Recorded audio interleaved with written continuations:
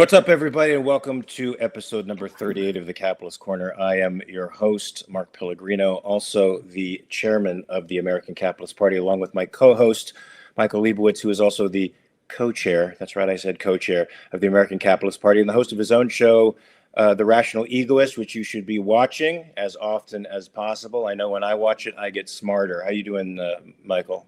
I'm doing good, and we'll have doing well, I should say, unless the proper English people get at me. I'm doing well, and I'm ready to do this and to do some recording so I can get some episodes of The Rational Egoist out for next week. Fantastic. I love it. A busy, productive work day. That's awesome. Yes, today, folks, is Question Friday, but we have news items as well to deal with, and I'll just start those before the questions come in. Michael, I'll leave it up to you to see if questions are rolling in, because that's a lot of responsibility, man. Well, I can't do two things simultaneously. What makes you think I can? I don't know. I just suspect that you can. So that includes walking and chewing gum, by the way. So, there was something troubling that you sent me just a little while ago. It was an NBC News quip, and it was from the Morning Dispatch, and it was entitled "Presented Without Comment." And I certainly think it deserves comment, however. So Trump apparently had a crypto dinner. Yes.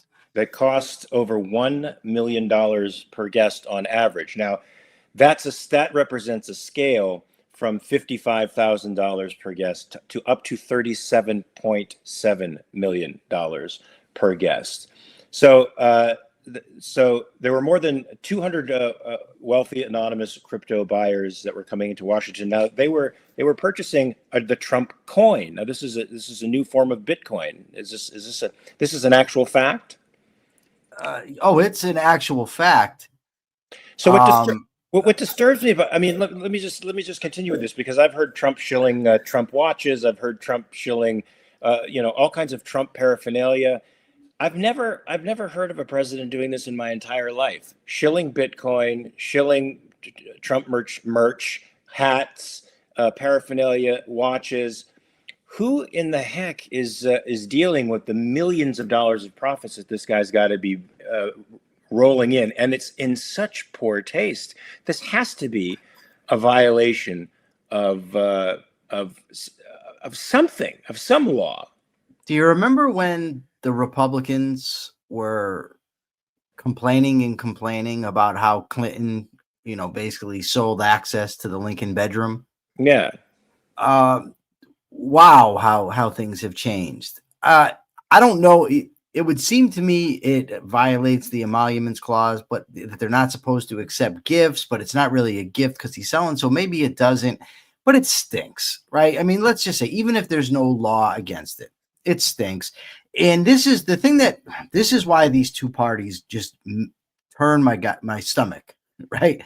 If this were Joe Biden doing this, the Democrats would defend it, right? And the Republicans would be screaming and screaming and screaming about how horrible it is. The other day, a guy called into a local talk show here in Connecticut, a right-wing talk show. And the guy complained about, look, what the hell is Trump doing selling access to this dinner? And the host said, well, this is new territory we're in now where, we have a businessman president. And I just what a cop-out, right? It's just such a cop-out. You have to know that this is inappropriate shit that this dude's doing. But you're such a goddamn coward, right? And catering to your audience that you won't just say so. And that stuff drives me absolutely crazy. I can't stand hypocrisy, for one. I can't stand people that just cater to an audience. You and I have talked, and if I'm doing something wrong, tell me. Don't stick up for me just because you're my friend. Let me know. That's how I'll grow. That's how I'll change. And I'm going to do the same for my friends and people I know. I'd like to speak my mind and just say what's what. I'm not going to shill for anyone, nobody on this planet. So I'm not going to defend. If there's a candidate from the American Capitalist Party that screws up, I'm not the spin guy, right? Don't send me out there because I'm not doing it. But that's what these parties are. They just defend whatever nonsense their candidates or their preferred people do. And it just goes on and on and on. But the interesting thing is, it's become so tribal, Mark, right? That it isn't just the talking heads, right? It all trickles down throughout the tribalism in the country, where you end up with people just defending their sides. And just to kind of show exactly what I mean by this, and by the way, that's what the American Capitalist Party things, in my view, is meant to do, is to break through the tribalism, give people a rational, viable, honest choice where we're going to tell you the truth. We're going to offer you real solutions like tax cuts, deregulation, getting rid of, vice laws, that sort of thing. But anyway, so my story, because I've been talking for a while now. When Roger Clemens was accused of steroid abuse, he went to testify before Congress, right? This is not a political issue, whether Roger Clemens used steroids or not, right? Not at all. There's nothing political about it. The Republicans all defended him, and the Democrats all went against him. So what ended up happening, they just separated into tribes for no reason. There was no ideological reason for it to fall that way. But, we are human, right? And there is a tendency to want to stick up for our side, to go to our side. So I'm not saying this is this, if you've ever fallen into this trap, you're a horrible guy, because I think we all have. But the point is that we need to be on guard against it, right? To not just fall into tribal patterns. And we ought to expect more from our leaders. I couldn't agree with you more. Look, it's my opinion that political parties are moral interest groups, and if they're not tribes, they shouldn't be tribes.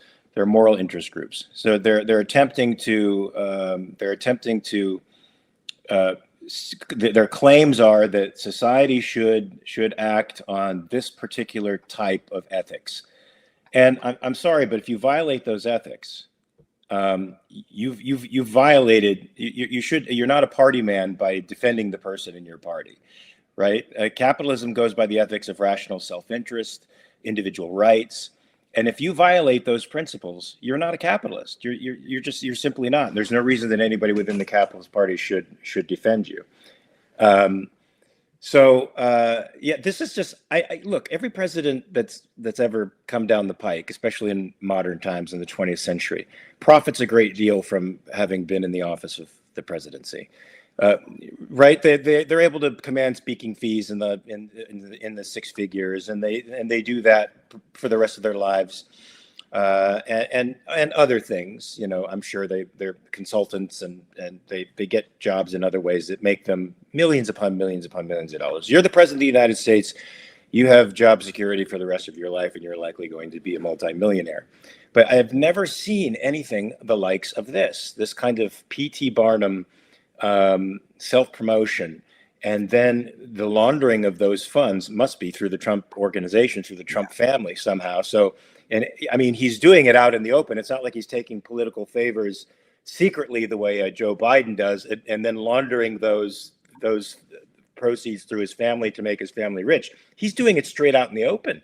Right. I mean, but what is the Cutter? What is the Cutter plane? The $400 million plane it's going to cost $1 billion to refurbish, but a political buy-off. Yeah, this is kind of the problem with politics in general and Trump in particular. Right? Our politicians have been dishonest for a long time. I mean, it's, that's not anything new. Our politicians have behaved inappropriately. That's nothing new.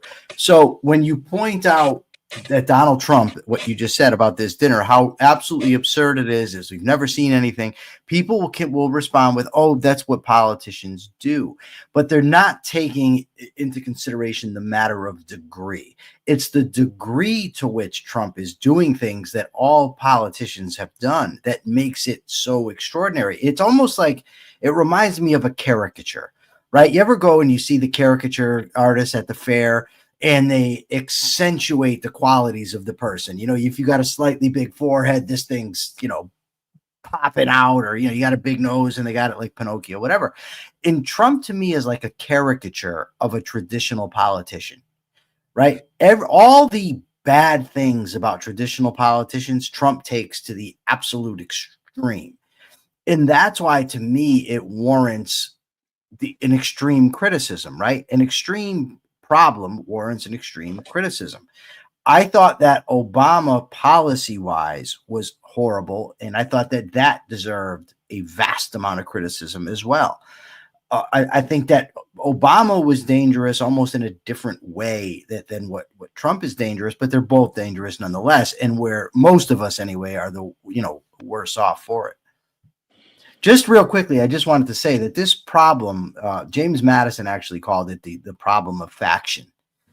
Where people, you know, they sort themselves into groups. And part of the whole design of the Constitution was to remedy that problem, or to use that dynamic against itself by, you know, creating checks and balances and things of that nature.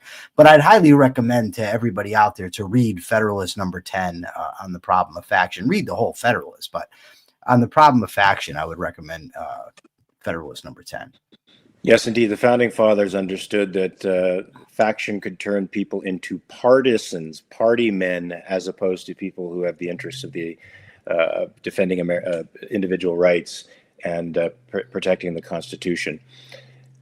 So we have in office someone who is taking a rare advantage of his position to profit. And I think it's unseemly. I certainly don't think it's presidential to do things like this. I don't think he should be hawking products in his name. It's just a snake oil salesman thing to do, and it's bad optics. If it's not illegal, it's bad optics, and it's not what the president of the United States should do. And Nicole asked a question here. I was just gonna say that you assign the task to me. I get ready to do it, and you just step on my toes. Well, you know, you have to get your toes out of the way, because otherwise I'll step on them. Go ahead. No. It's over now. It's too late. We're not making amends. Okay. So rather than argue about it for the remaining time, Nicole says that Trump signed an executive order recently called Restoring American Seafood Competitiveness. She wants to know if we're familiar with it. And she says its primary objective is to reduce, modify regulations imposed by Secretary of Commerce. I'm not familiar with it. If it actually does reduce regulations, then obviously I'm in favor of it. I am eternally skeptical, however, between what the intent of legislation is and what actually comes from the legislation. So the fact that the claim is this is what it's supposed to do, I'll believe that when I see if it actually does it.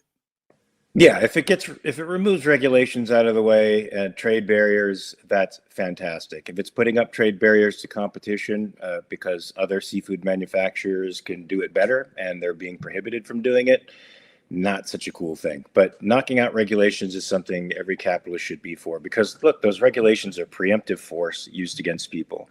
So those people have committed no crimes, they're just being controlled by the government. So in other words, they don't have actual ownership of their property, if we consider ownership of property to be control and disposal of property.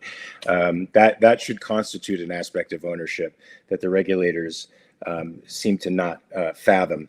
And most of the American people, to be honest with you, since they have enabled this vast regulatory state to grow out of control. Speaking of regulatory states, there's an article in Reason magazine. A top antitrust enforcer is open to prosecuting people who disagree with him.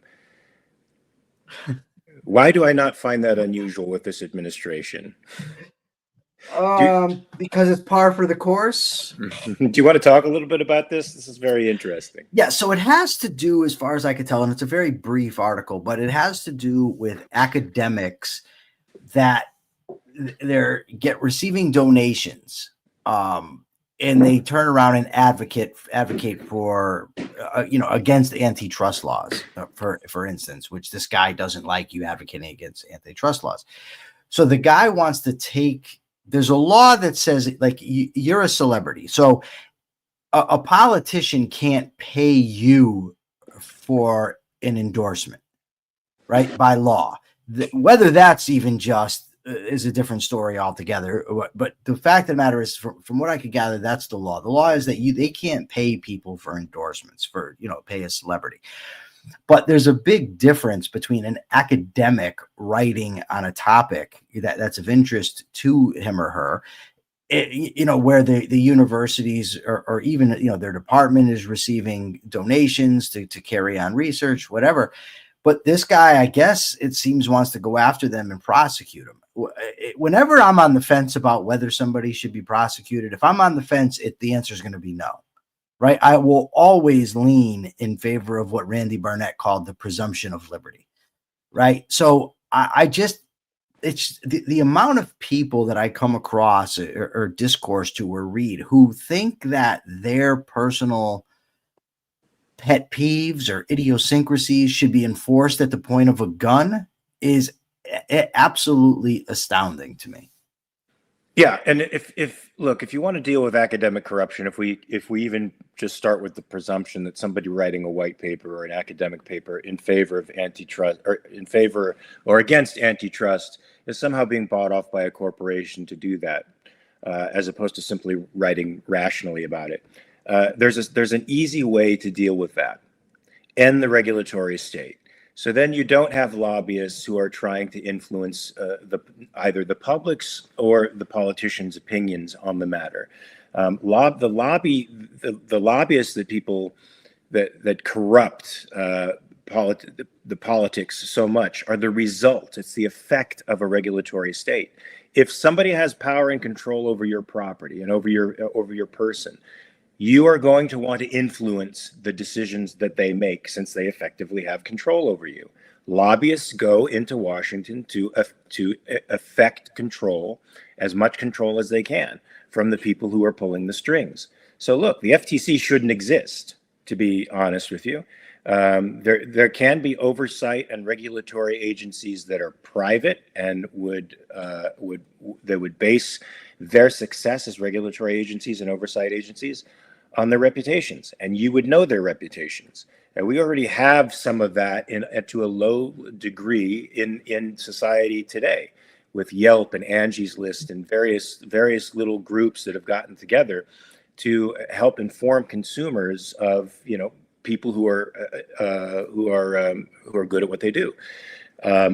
This would be, of course, there would be a great market for this kind of thing in a free society. We wouldn't need a federal trade commission. You'd have apps and private enterprises whose job it is to expose corruption in organizations and to disclose information about that corporation that could help you make decisions as to whether or not you should patronize them. We don't need this federal trade commission. No, we've got some comments here. Ariana Sneath says that James Madison is her hero. He's one of mine too. Madison was in my view, for the moment in history in which he lived, and with the great collaboration. I actually read a book called The Great Collaboration between Madison and Jefferson. Madison was great at bringing Jefferson down to earth, right? To take what were the ideals of Jefferson and say, how can we implement them? How can we get people to go them? He was Jefferson's pragmatic side, not pragmatic in the philosophical sense. Practical. He was the applied right. philosophy. So, for instance, Jefferson, and I don't know whether Jefferson originated this or Thomas Paine originated it. There's some controversy, but Jefferson thought that the government should be overthrown every 20 years. That was a Jefferson. I think that was a Jefferson. Well, Thomas Paine, in Common Sense, actually wrote that the earth belongs to the living. So the idea was that we can't be enslaved by the past. So I thought that was with respect to debt, though. Like the debt couldn't turn over to the next generation. He was actually Thomas Paine, and I haven't read Common Sense in a long time, but he was actually referring to kings and queens. That a king gets appointed, and now you're beholden to him. So. But Jefferson said that, yes, we should change the government every 20 years. And Madison just said, look, that's just, you're going to wreck society. If you do that, you simply can't do it. And he brought Jefferson back down to earth. And there was a lot of that going on.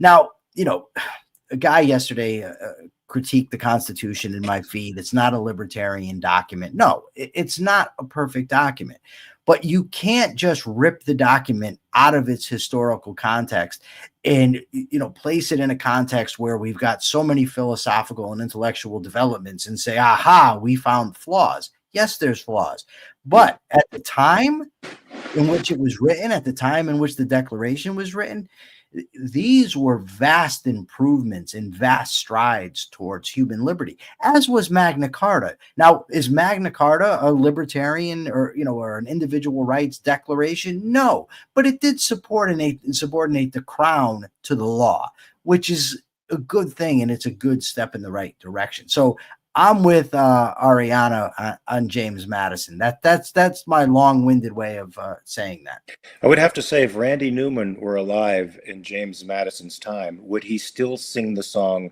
"Short People Got Nobody, No Reason to Live"? I don't think he would. And was he even thinking about James Madison when he wrote that song? No, I don't think he was, because then he might have had a complete change of heart.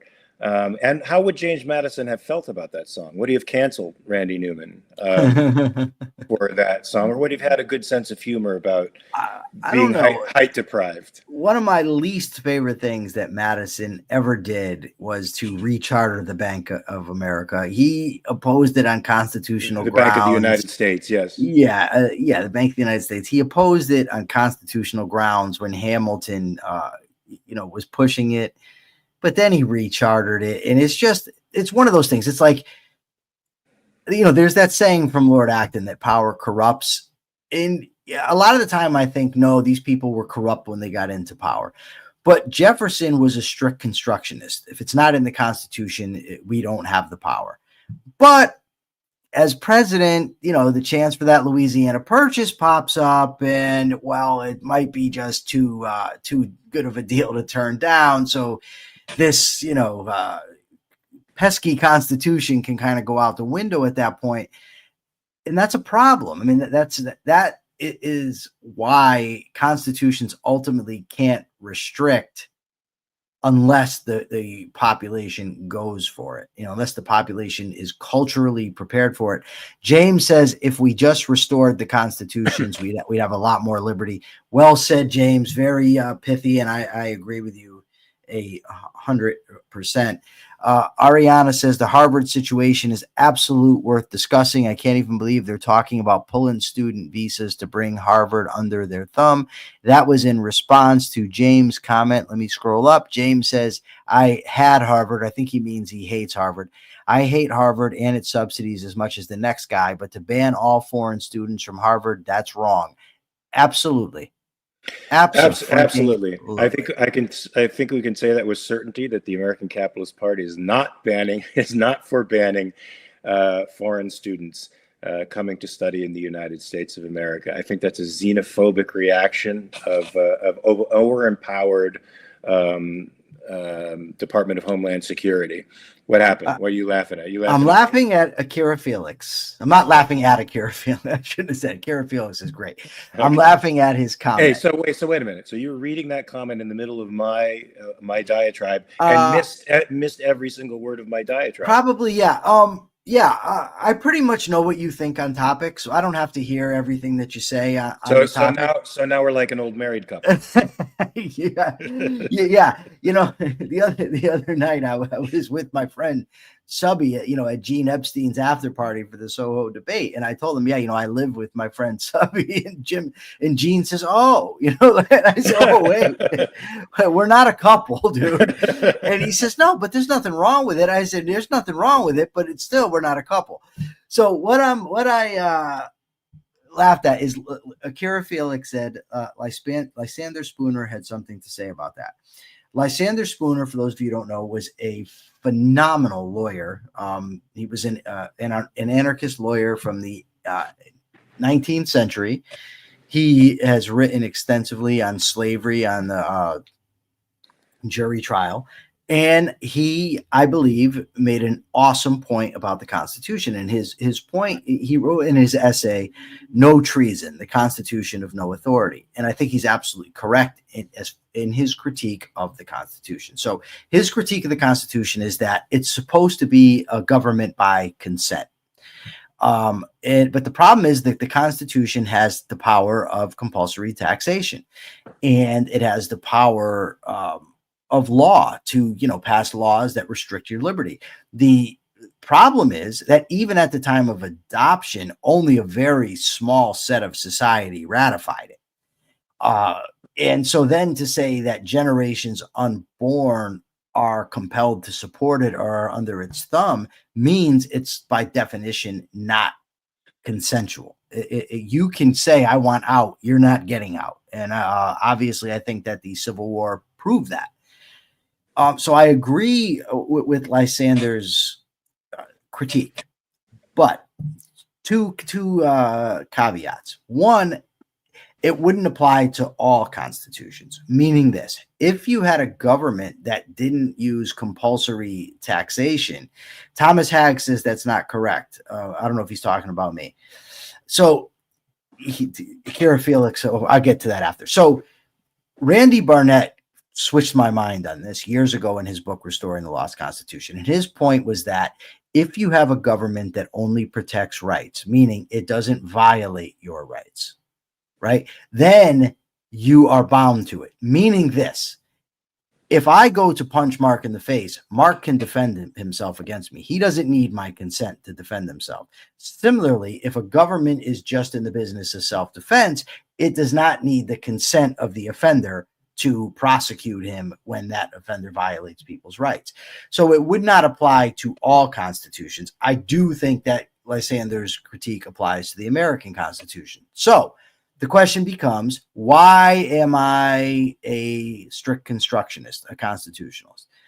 Because unless you're going to argue that we just immediately get rid of it, which I listen, you want to get rid of it and replace it with something better, I'm for it. But, we'd have to be very, very careful in doing so. But the fact is, it's the law of the land. And if we're going to go by it, we ought to go by what it actually says and not by what people invent is in it or ascribe to it based on, contemporary standards or any, whatever else. And I happen to agree with Jim that if we went by it, we'd have a lot more liberty. But Akira, thank you. And thanks for the shout out to Randy Barnett. That book, Restoring the Lost Constitution, highly recommend it. I recommend Lysander Spooner too.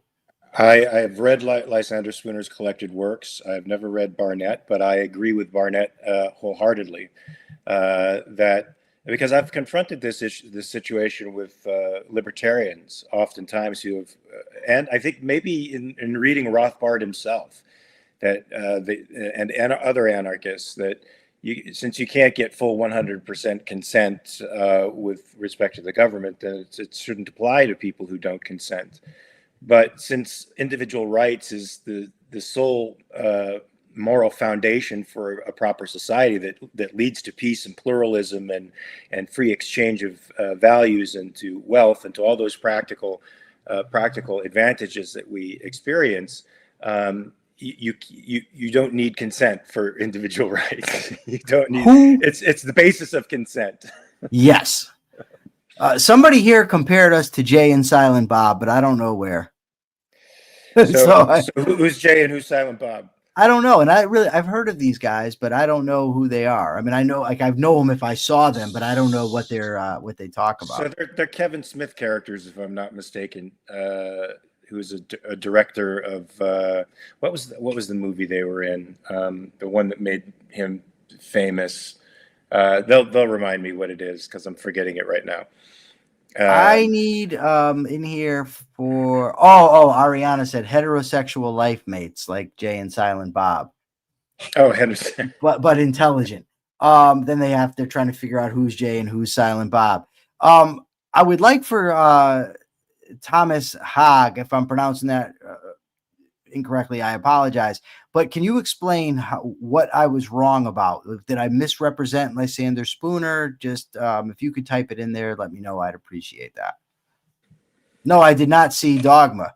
Speaking of Dogma, that's it. Thank you very much, Dogma. That's what it was. So speaking of movies, Race asked a while back if Andy Bernstein and I were planning on doing a review of Armageddon. Andy Bernstein and I, the objectivist philosopher and one of the founders of the American Capitalist Party, he and I do regular reviews of movies on my show, and we analyze them in light of Ayn Rand's philosophy of ethics. I mean, of aesthetics. Nice. So, Andy normally picks the movies that we do. He sends them to me and says, hey, how about this one? I don't. And he has not sent Armageddon. So no, we have not planned on doing it. I've seen it. Maybe we could do it in the future, but we've got a few in the queue already. Thomas Hogg says, I've given Lysander Spooner a bit too much leeway. Thomas, let us know in what way. And you might be right, and I'll rethink it if you are. I think Spooner is quite extreme, but some of the things he says are untouchable. I got to be honest with you. He's an inspiration to read in many ways for anybody who likes intelligent political discourse. Hey, we have a question here. Okay. In the beginning, there was no regulations. For example, cars were manufactured without seatbelts, etc. But to prevent accidents, injuries, we have tons of regulations now. Of course, that's the ostensible reason for regulations. They claim to be preempting. They've come from the premise that that the for-profit motive does not consider human safety or human well-being. It just considers bottom lines, and from that premise, it makes the justification for the regulatory state that individuals going for profit will not be looking out for your well-being. They're going out for their short-term interests, and as a result, you are in danger in a regulation-free society. First of all, I think that's false. But if you wanted to say something, I interrupted you. No. I'm looking at the comment. And okay, so I don't know how wearing seatbelts prevents accidents. So that's one of the things that she said. I think that if people want to be foolish, it saves lives and injuries. It protects people from. I agree with that. Yes, but you don't have the right. You and I, and therefore the government does not have the right. The government does not have rights outside of what the citizens have, right? It has the delegated right of retaliatory force, but only because that would be the natural right of citizens in a stateless society. You'd have the right of self-defense and its concomitant retaliatory force. So a government it does not have the right to tell somebody you have to live safely. You need to wear a seatbelt or you need to eat healthy or anything else. Now, if somebody wanted to sell an automobile, where every fifth car explodes on the freeway, well, that would be an issue for the government to be involved. But I also don't think that manufacturer would last very long. No, and that's the other thing is the manufacturer would be out because people wouldn't be buying. I mean, look, we had a fake case driven by Ralph Nader on the Corvair. Where he made claims that weren't entirely justified, that the car exploded on impact because it had sort of a rear engine drive, and so there were tons of safety issues with it, and it literally got the car removed from. Are you talking about Nader's unsafe at any speed? Unsafe at any speed. Wow. Yeah, but it was falsely driven, of course, by a guy with a socialist bent. But that was an entirely consumer-driven movement where people got bad information and took that bad information and put a car basically out of business. So I'd tell you this. I'll give you an example from today of how basically free market in cars work. I had a BMW that was from 2014, and I got into a little fender bender. And I'm done with BMWs. I've been driving BMWs for 20 years, but they're just so expensive to repair. It was literally, and then it lost so much value over the years that I had been driving it, that literally the $8,000 that it were required to fix it were considered a total. So they gave me money from the insurance company to go purchase something else. I decided to get out of BMW, and I went to Nissan. The 2024 Nissan, which is just a simple car, it's a simple blue-collar car, has more amenities in it than that luxury car did in 2014. And that's because of the market. So the market produces stuff that at first is very expensive and only rich people can buy it. For example, cars are just one, cell phones are another, computers are another. Everything that we consider to be sort of a basic staple of everyday life at one time started off as a product that only rich people could purchase, and that had certain dangers to it because it was a new technology. Of course, when cars came out, they didn't realize that they needed all these things, but the market was the one that eventually provided upgrades, including upgrades in salary, upgrades in product, and amenities, because people wanted to compete with each other. So if somebody wanted to compete with Ford, they'd have to create a design that people found better, have more amenities in the car that Ford didn't have, and that competition drives up the type of innovation that I think makes people safer. And I just want to answer another question first. When you say, what do you mean when you say you would remove regulations? As the Capitalist Party, here's what we'd say. We believe in oversight and regulation, but on a private level. We just don't believe the state should be regulating people's lives, because regulation is a form of preemptive force. It's an initiation of force against people. And a capitalist society bans initiated force in all interpersonal relationships and exchanges. So yes, there'd be plenty of enterprises that would come up that would fill the gap for these regulatory agencies that would be private, that you could solicit. And the best ones would, of course, have the best reputations. And those would be the ones that you would solicit for information with respect to a product. At one time in the 1940s and 50s, the good housekeeping seal of approval was the stamp that every industry wanted on its product, because people understood that particular brand meant that it was good, because that particular private oversight, world institution had a great reputation. And, there would be more David Horowitz's, more John Stossel's, more people, consumer activists out there who actually have an interest in having a good reputation with respect to their criticism. And I'll give one concrete example to highlight that.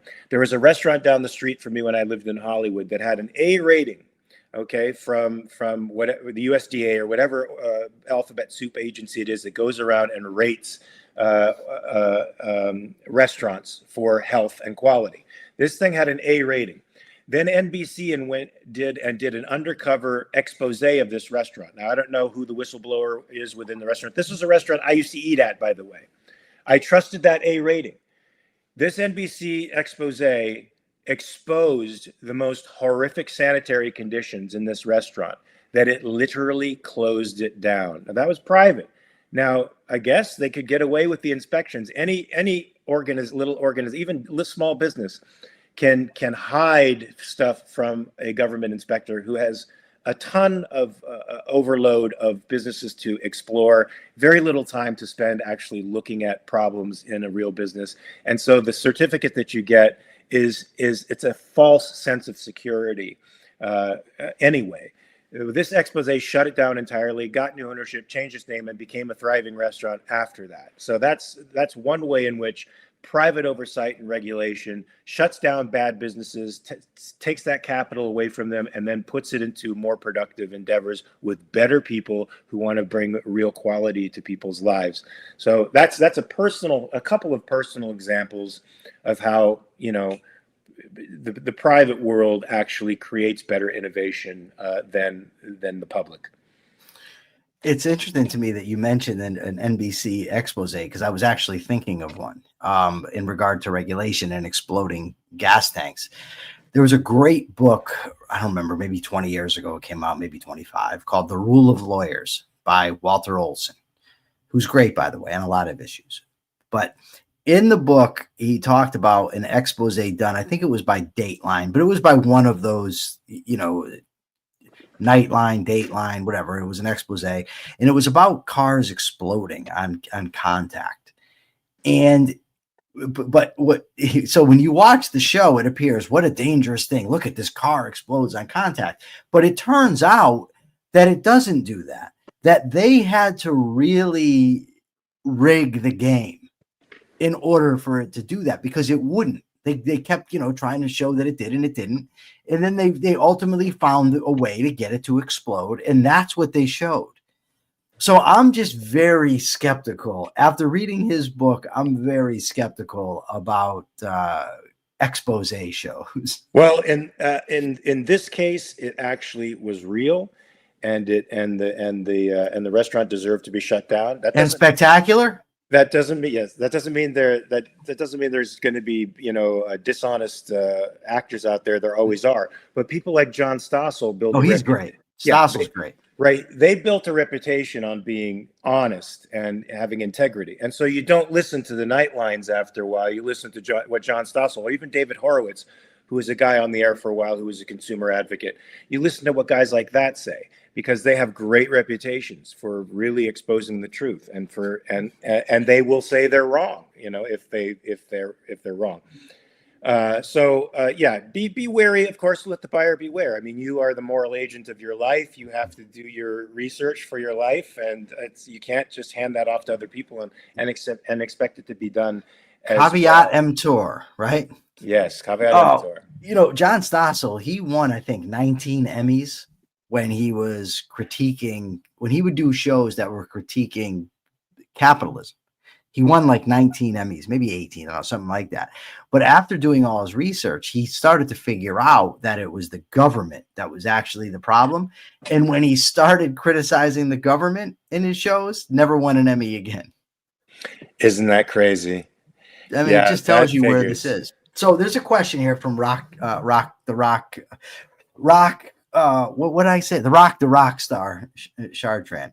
He asks, is an anti-IP protection stance a pro-Marxism of the mind stance? Which, even if I hadn't been reading it on Twitter, I would know that he's been arguing with my friend Stefan Kinsella, who is hell-bent on convincing me that liberty requires not having intellectual property. No, Rock, I disagree with Stefan adamantly about IP, but there's a tendency amongst people to every argument they disagree with to ascribe it to Marxism. Now, I don't think that's what you're doing, but there's no way that I can say that a guy who advocates for individual property rights, who says there should be no transfers of wealth, people should be able to drink and do whatever drug they want in their lives, and then say, well, his stance on IP makes him a Marxist, because he's ultimately saying that it's a property right. And again, I think he's wrong, but wrong doesn't make him a Marxist. And I'll also say this, although he is incredibly prickly as a person, he actually is I want to say a good guy from what I know, and he lives his principles. The guy writes books and doesn't copyright them because he thinks that copyright shouldn't be a thing. So you can go to his website. Does he make any money? I don't know. How does he make money? That I don't know. You know what I mean? That's whatever. Maybe he doesn't care. I don't know. I just know that it's not Marxism. He's ultimately advocating for individual rights. He's just doing it in a wrong way. He's just mistaken about the implications, where Marx couldn't care less about individual rights. He was all about collectivism. So no, I don't think that it's Marxism. Plenty of flaws, and you can watch my podcast. I debated Stefan on this very issue. I also debated Stefan on the nature of rights and on argumentation ethics, which is one of the theories he uses to get to his theory of rights. So he's basically he's an anarchist. Well, he's an anarchist. That's not even up for debate, but he's not a Marxist.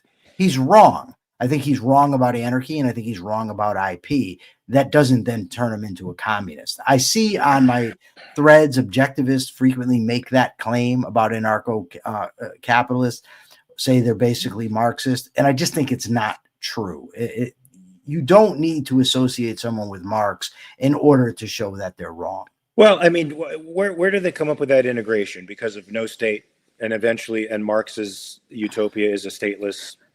I don't know. Democratic organization. I don't know, but the Marxist stateless society is one where everything's owned in common. The ANCAP stateless society is one where everything is privately owned. You know what I mean? So it's not the same thing. Both wrong, but for different reasons. And I know too many anarcho-capitalists that make good arguments about other things relevant to capitalism to say that they're Marxist. They're just not. So Race makes a point here. The anarchist movement does have its roots in the socialist movement. Now, not the anarcho-capitalist movement. Yeah, no, it does not. Because that started from my perspective with Murray Rothbard. But the anarchists that he's talking about in the 20s and 30s. Yeah, the Emma Goldmans. Yes, the Emma Goldmans of the world who were deported to the Soviet Union. Peter Kropotkin, yes. Yeah, they certainly had their roots in early Marxist thinking. All right, so should we get to the next article, or is there another question to Thomas? You're not related to the new vice chair of the Democratic National Committee, are you, Mr. David Hogg? No, that's David Hogg. Thomas, he says that in part it does stem from the socialists. I have to disagree. Ultimately, it's a mistake. The modern anarcho-capitalist movement.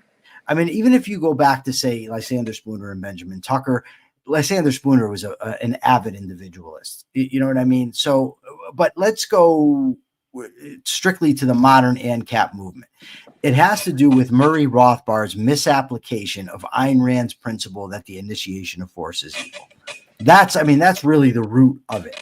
I mean, libertarians call it the non-aggression principle, but ultimately Rothbard's idea stemmed from Rand. Now he misapplies it, and he says that if that's what you're going to have, non-aggression, then ultimately everything has to be voluntary, and that's going to lead to anarchy. And Roy Childs went further and said that Rand implied anarcho-capitalism because a government couldn't initiate force to stop somebody from forming their own agency.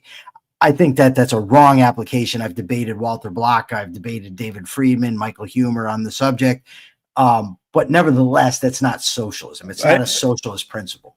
With this non-aggression principle, too, I take issue with Rothbard's interpretation. Now, James Valiant could correct me if I'm wrong, but I heard they had a disagreement over property and what exactly property rights meant and what one can do with their property.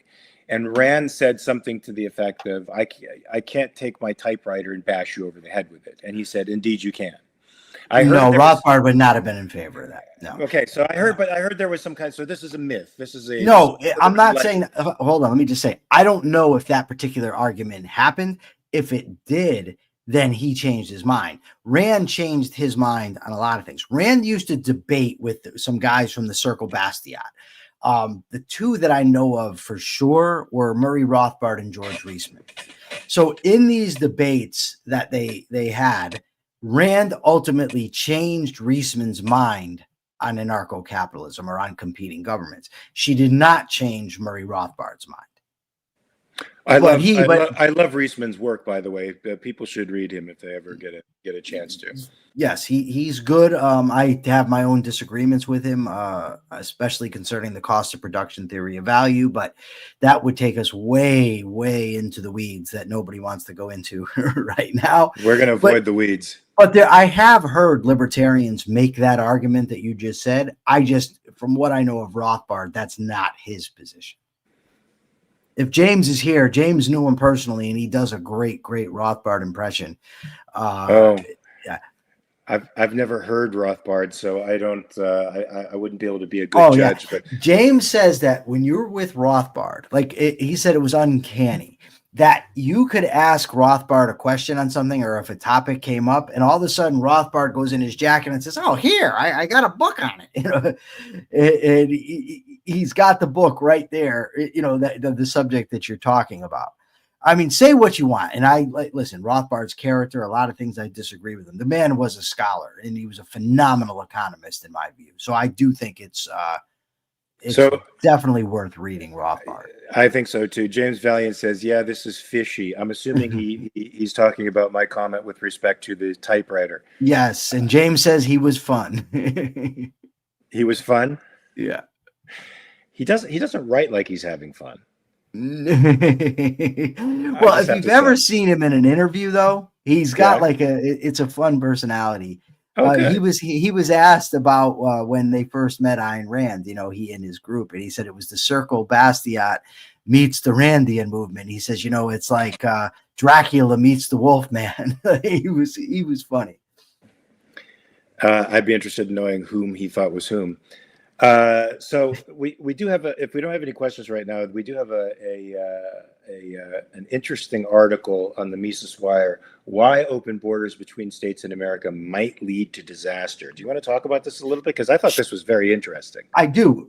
This actually, I came across this because Tho Bishop, the guy, he posted it to me. He's not the guy that wrote it, but he posted it to me because we were discussing the debate from the other night where Dave Smith took the view that government property is basically collectively owned private property, and therefore the majority of the citizens get to decide how it goes as if it were a privately owned corporation.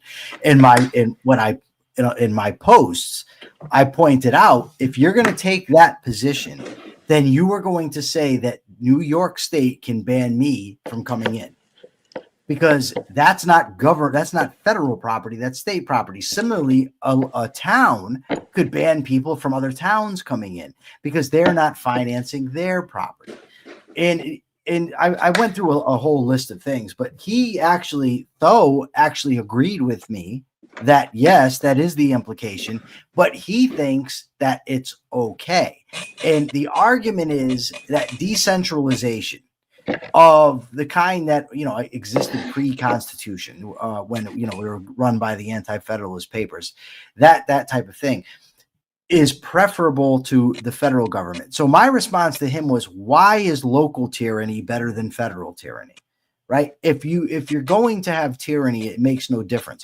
To me, the whole reason you have decentralization is because it puts more checks on government power and allows for freedom. But freedom is the goal, right? Freedom is what you want. It's not decentralization per se. It's like people that want term limits. If term limits are going to result in more freedom, that's one thing, but it's freedom ought to be the goal, the protection of individual rights. And I went back and forth with Tho a little bit, and I offered to debate, but he says he doesn't do debate for content purposes, but he'd be happy to talk to me, privately, whatever. And that's cool. I mean, not everybody wants to have public debates. I don't care. But some of the arguments that he made was that if the federal government dictates that they let you in, then the federal government can dictate drug laws. They can dictate this, they can dictate that. And a lot of that's true. But why would it be better if the state can do it? And how does the state violating the right to freedom of movement, how is that justified by the fact that the federal government is violating rights? The goal here is individual rights protection. But their argument ultimately, I went through it, in my mind this morning, all the problems that you have with treating the United States property in that way and using it to ban immigration. I mean, you're going to then justify local drug laws. You're going to say, well, you can't carry heroin on the streets. That would be wrong because the majority of people don't want that.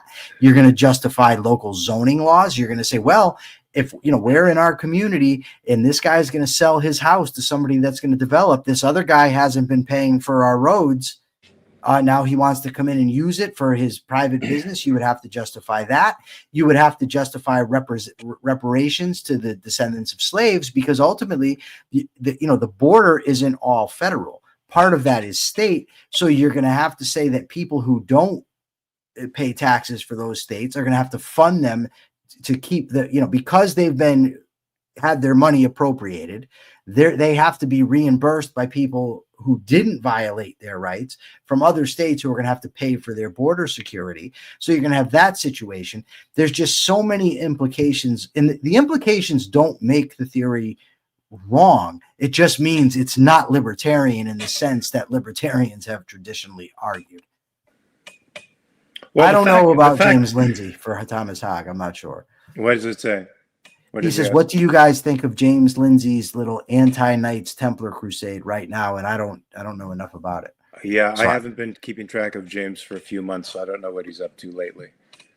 I liked him there for a while, but he might have gone over to the conservative intellectual wing. Maybe.